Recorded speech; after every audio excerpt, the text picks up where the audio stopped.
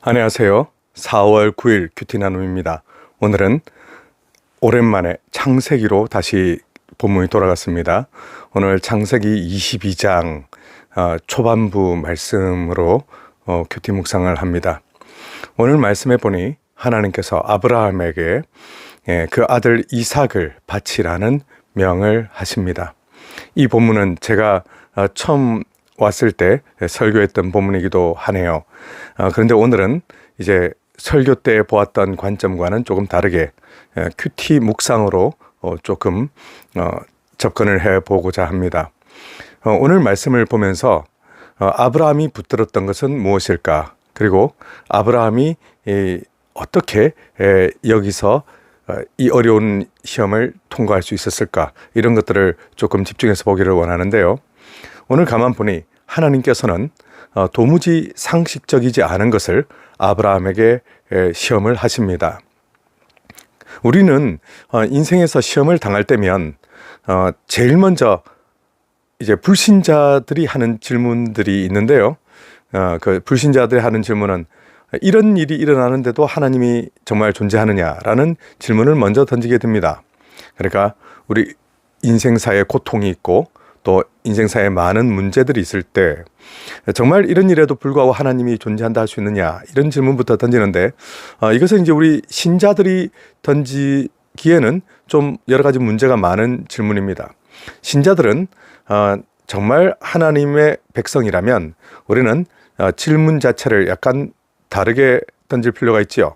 뭐냐면 하나님께서는 이 시험을 통하여 나에게 무엇을 주기를 원하시는가? 라는 질문입니다. 왜 이 질문을 던져야 되냐면 첫째, 우리가 흔들리지 말아야 할 것은 하나님은 나에게 이 죄악에 빠지는 그런 유혹과 같은 시험을 주시는 분이 아니다라는 것입니다. 마귀는 우리에게 하나님의 시험과 마귀의 시험은 그 종류와 목적이 완전 다른데요. 하나님께서 우리에게 주시는 목적은 우리의 믿음을 더욱 강하게 하며 우리가 더욱 아름답게 연단되어지게 하며 우리가 하나님의 사람으로 더욱 성장하는 데 분명히 도움이 되는 그런 시험입니다. 그런데 마귀가 주는 시험은 우리의 그런 변화와 성장에 포커스가 맞춰져 있는 것이 아니라 마귀는 우리를 넘어뜨리고 죽이고 우리를 쓰러뜨려서 다시는 정말 죄책감 때문에라도 일어서지 못하게 막으려 하는 그것이 바로 마귀의 목적이지요.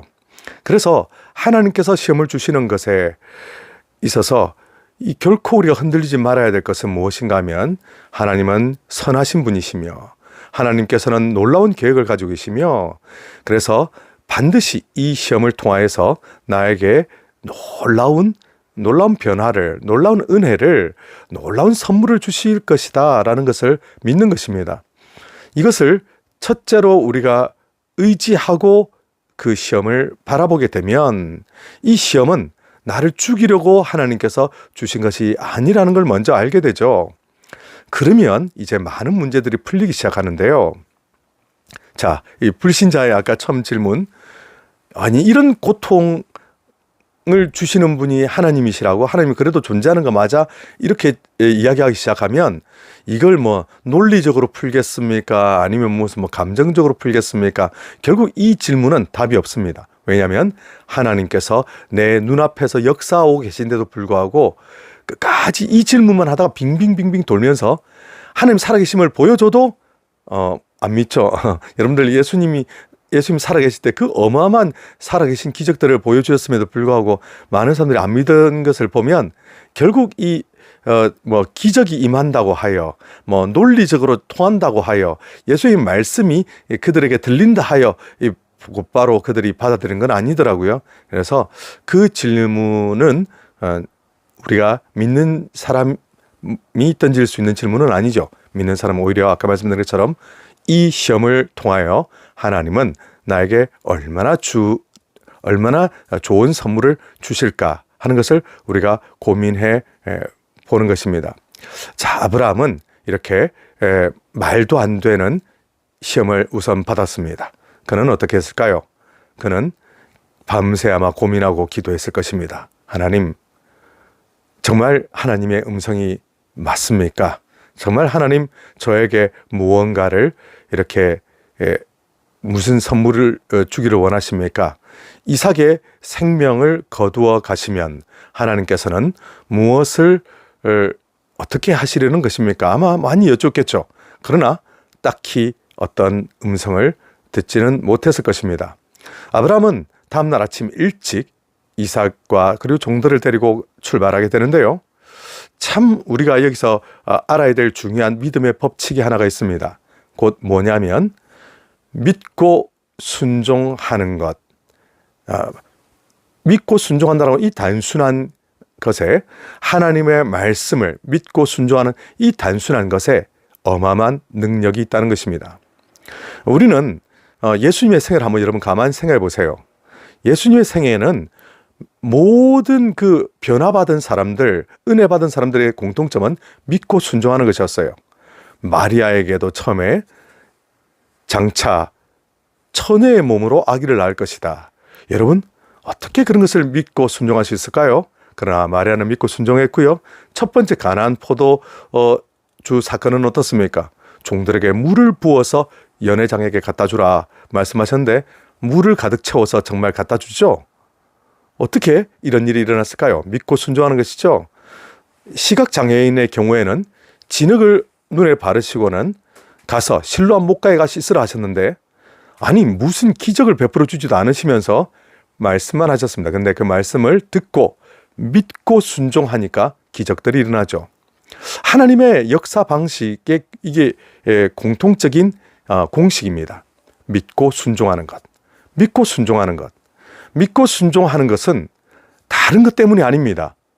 다른 것 때문이 아닙니다. 오직 하나, 하나님은 선하신 분이며 하나님은 나를 위하여 좋은 계획을 가지고 계시다는 것이죠. 이것을 믿기 때문에 이 터무니없어 보이는 말씀도 믿게 되는 것이고, 믿기 때문에 순종할 수가 있는 것입니다. 그래서 우리는 이 질문, 하나님께서는 이번 시험을 통하여 또 얼마나 나에게 좋은 선물들을 주실까? 얼마나 나에게 좋은 변화들을 주실까? 이것을 기대하는 마음으로 바라봐야 한다는 것입니다. 기대하지 않고서 불신자와 똑같은 질문만 계속 던지면 이것은 한참 우리가 받을 수 있는 축복과 은혜들을 이제 멀리 떠나서 좀 다른 방식으로 이제 인생이 펼쳐지게 되겠지요. 하나님께서 준비해 놓으셨던 선물은 결국 다른 사람에게 갈 수도 있고요. 또 내가 하나님의 그 원래 계획보다 훨씬 돌아가는 길로 갈 수도 있습니다. 대표적으로 이제 야곱 같은 사람일 텐데, 그렇다고 하나님께서 야곱 버리지는 않으십니다. 믿음이 없이 인간적인 방법으로 뭔가를 이렇게 하게 될 때 결국 많은 시행착오와 많은 환난, 근심을 오히려 겪게 되고야 마는 것이 그렇게 될 때의 인생이죠. 아브라함은 믿고 순종하기를 어디까지 하냐면 이삭을 결박하고 눕히고 마침내 높이 칼을 들어서 도무지 정말 죽은 자를 다시 살리시는 하나님을, 이게 어떻게 과거에 그런 사례가 없는데 죽은 자를 다시 살리실 하나님을 그는 믿습니다. 이 믿음은 히브리서에서 기록이 되어 있지요. 죽은 자를 다시 살리실 것을 믿고, 왜냐하면 이 이삭은 하나님께서 약속으로 주신 아들이니까 죽더라도 다시 살리실 것이다. 이것을 아브라함은 정말 아니 하나님 바치면, 이 아들을 바치면 그 후에는 어찌 되는데요? 라고 하나님께 꼬치꼬치 따져 묻지 않았죠. 왜냐하면 하나님은 선하시며 나에게 가장 좋은 선물을 주실 것이다 라고 하는 것을 그는 믿었기 때문에, 그리고 하나님께서는 그 아브라함의 믿음을, 그 믿음을 진실한 믿음, 순전한 믿음, 정직한 믿음인 것을 인정하시고 하나님께서는 급히 막으시죠. 아브라함아, 아브라함아. 얼마나 이것이 감동적이며 또 우리에게 많은 것을 보여주시는지 모릅니다. 우리는 하나님의 크신 은혜로 구원을 받았고 또 하나님의 자녀가 되었지요. 우리는 매일매일 이런저런 작은 시험들 우리 삶 속에 있으며 또한 하나님 말씀이 내 눈앞에 이렇게 놓여지게 될 때 이 말씀대로 믿고 순종할 것인가 아니면 그냥 넘어갈 것인가를 끊임없이 우리는 선택하고 판단을 해야만 하게 됩니다. 그때 우리는 이렇게 하나님께 여쭤보면 어떨까요? 하나님, 이번에 제가 또 이 말씀 앞에 제가 다시 섭니다. 하나님, 이 시험을 통하여 하나님은 얼마나 또 좋은 선물을 주시렵니까? 이렇게 하나님께 여쭤보는 우리가 되었으면 합니다. 우리의 머리로는, 우리의 경험과 상식으로는 다 이해할 길이 없습니다. 아브라함도 죽은 자를 다시 살리시는 하나님에 대하여 그 이전에 누구도 아브라함의 그 선조 중 누구도 이런 일을 경험해 본 적이 없었지요. 아브라함은 상상도 할 수가 없었을 것입니다. 그러나 하나님이시기에, 나에게 말씀하시는 분이 하나님이시기에, 하나님의 선하심이 나를 붙들고 계시기에 나는 여기서 오직 믿고 순종하겠다. 하나님께서 이러한 아브라함의 믿음을 아름답게 보시고 과연 숫양을, 어린 양을 준비하셔서 결국 하나님께서 이삭을 대신하여 제사를 드리게 하시죠. 하나님은 준비하십니다. 실제로 우리를 도와주십니다. 하나님께서는 결코 우리를 넘어지게, 그 시험으로 말미암아 영원히 멸망당하게 하지 않으십니다. 이 하나님의 선하심을 믿고 말씀 앞에서 믿음으로 반응하는 저와 여러분 되기를 축복합니다.